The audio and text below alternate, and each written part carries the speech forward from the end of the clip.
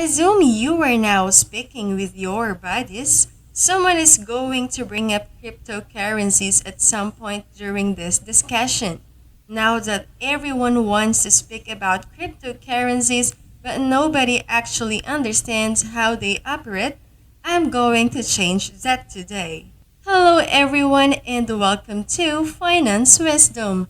In this video, we're going to talk about what is cryptocurrency and how does it work in 2022. If you are new to this channel, do like and subscribe to the channel. World money has played a significant role in human history. The barter system was in existence at the time of the caveman. In the barter system, commodities and services are traded. We now find ourselves in a position where a caveman is trading 7 fishes for apples. Because of these obvious shortcomings, the barter system was abandoned. Having people's needs coincide is one of these faults. For instance, if you have 5 fishes and he has 5 apples, you would want some of your friend's apples. Your buddy won't be willing to make a transaction for the fishes you possess unless and until he has a need for them. Since there is no standard unit of measurement that can be used to indicate the value of commodity, there is currently no common measure of value. When you have to choose how many fishes you are willing to exchange for an apple or an orange, there is a problem.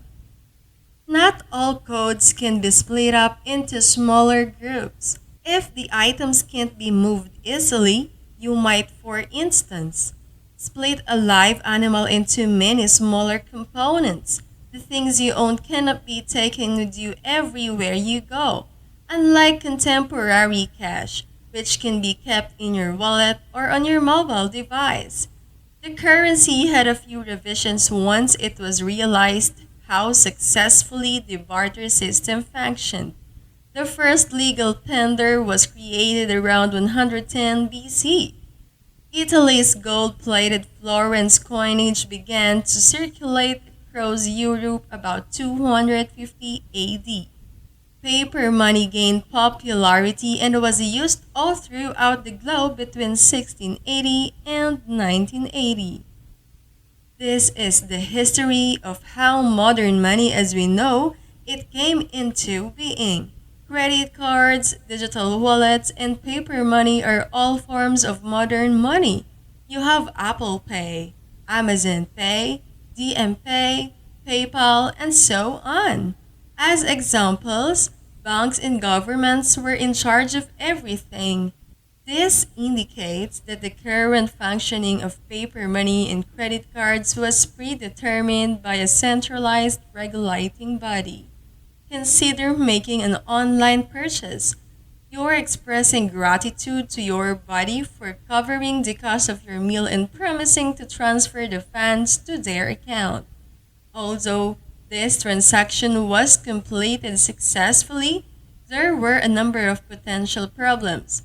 The bank could have been experiencing a technical problem. For instance, it's possible that the system's equipment and other devices weren't operating correctly. This indicates that the bank is a single point of failure. The user's accounts could have been compromised, such as via a DDoS attack, identity theft, or exceeding their account's transfers limitations. Because of this, cryptocurrencies are the form of money of the future. Imagine a future transaction between two people. One of them has the Bitcoin app and a notice appears asking if they are certain they are prepared to send 5 Bitcoins. If so, here is where processing happens. We are confirming the user's identities and ensuring they have the necessary funds to complete the transactions, among other things. The money is sent and received when that is finished. It really is that easy, and it all occurs in a couple of minutes. As a result, all the issues with contemporary banking are resolved. There are no restrictions on the amount of money you may transfer. Your accounts cannot be compromised, and as of 2018, there is no single point of failure. Currently, there are more than 1,600 cryptocurrencies on the market. A new cryptocurrency emerges every single day, including some well known ones like Bitcoin, Litecoin, Ethereum, and Zcash. There's a strong likelihood that there will be a lot more growth in the following years, given the amount of growth they are now experiencing. Exactly what are cryptocurrencies? A cryptocurrency is a kind of digital or virtual currency used as a means of transaction. Now, despite the fact that cryptocurrency lacks a physical form, it is extremely comparable to conventional money. To function the way it does, it also uses cryptography. There is a cap on the number of units that may exist for cryptocurrencies like Bitcoin. For example, there is a 21 million restriction on this. No more Bitcoins will be created after this. The transfer of funds may now be readily verified. Users may easily verify whether a transaction is genuine or not, thanks to the hashing techniques used by Bitcoin. They function independently of a bank or a governing body. They operate decentralizedly. Only once a few prerequisites have been satisfied may more units be introduced. For instance, in the case of Bitcoin, the miner will only be compensated with Bitcoins when a block has been uploaded to the network. New Bitcoins may only be created in this manner. What is so unique about cryptocurrencies? To begin with, transaction costs are minimal to non existent. If you use a digital wallet, you are aware that there may be some loss of funds while moving funds from your wallet to your bank account. Money is always available to you.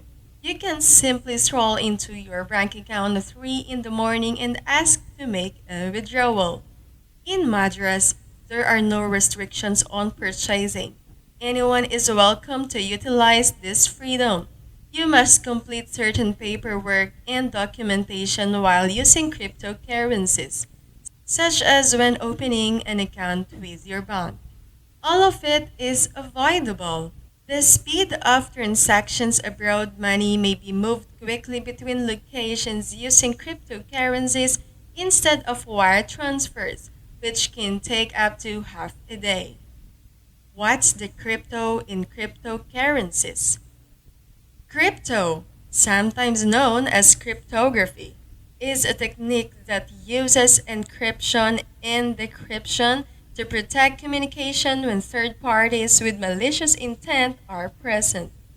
This now refers to outside parties that want to intercept your discussion or steal your data.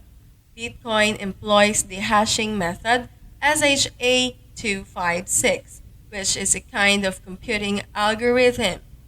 A user may have a private key, which serves as the user's digital signature and is kept secret, and a public key, which functions as the user's digital identity and is shared with everyone. If you like this video, don't forget to like and subscribe to the channel. Today, we'll concentrate on Bitcoin and Ether, two of the most popular cryptocurrencies, decentralized and based on blockchain technology. Bitcoin is a digital currency. Transactions are carried out over a peer-to-peer network. Let's discuss Ether. On the Ethereum network, Ether is a kind of payment that is accepted using blockchain technology. The Ethereum network has made an open source platform for making and running decentralized applications. Let's now discuss the parallels between Bitcoin and Ether. They are now the largest and most expensive cryptocurrencies available. Both of them employ blockchain technology, which is nothing more than a method for adding transactions to a unit of data known as a block and building a chain of blocks that prevents data from being changed. A process known as proof of work is used to create currency by solving a kind of mathematical challenge before a block can be added to the blockchain. And lastly, they are extensively used around the globe. Let's now discuss the distinctions. Similar to how actual money is used, Bitcoin may be used to transmit money to other people. On the Ethereum network, Ether is utilized as money, but it may also be used in regular transactions. Because Bitcoin transactions are manual, you must use your own Ether to carry them out. These transactions may be set up to be manual, automated, or programmed, which means that they will only occur under certain circumstances. The transaction time for Bitcoin is 10 minutes, which is also the time it takes for a block to be added to the blockchain. A transaction using Ether takes about 20 seconds to complete. The Ethereum network and actual transactions are both powered by Ether, which is utilized to power the blockchain in real world transactions. Both of these items are powered by Ether, which is used as fuel inside the Ethereum network. Let's now discuss a typical Bitcoin transaction. The transactional information comes first. This specifies who and how many Bitcoins you wish to transfer. Among other things, after that, a hashing method is used. We use the SHA-256 algorithm for Bitcoin. You use the user's private key to sign the output using a signature algorithm. This is used to identify the user specifically. Then, this output is made available to everyone on the network for verification.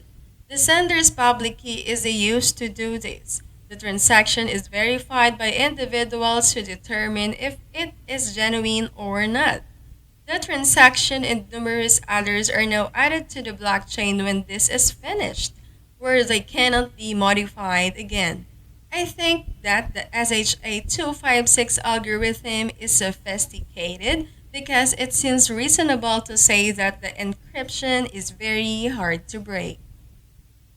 What kind of future does cryptocurrency have? When it comes to cryptocurrencies, the globe is distinctly split. On the one hand, you have proponents who believe cryptocurrencies are superior to traditional currencies, like Bill Gates, Al Gore, and Richard Branson. On the other hand, there are others who are vehemently opposed to it, like Warren Buffett.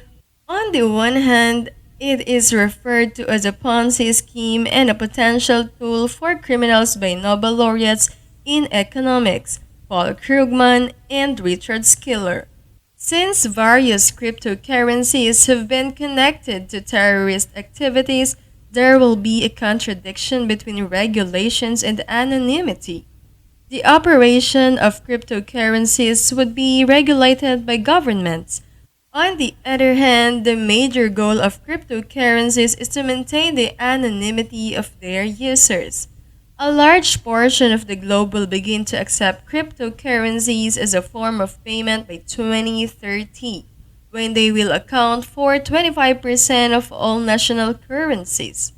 It will continue to have a volatile character, which means prices will vary as they have over the last several years, and it will be more and more accepted by businesses and consumers. We've reached the end of another video and thank you for watching. I hope you have learned something from this video. If you like this video, do give us a like, subscribe to the channel, and comment down below. Thank you and goodbye.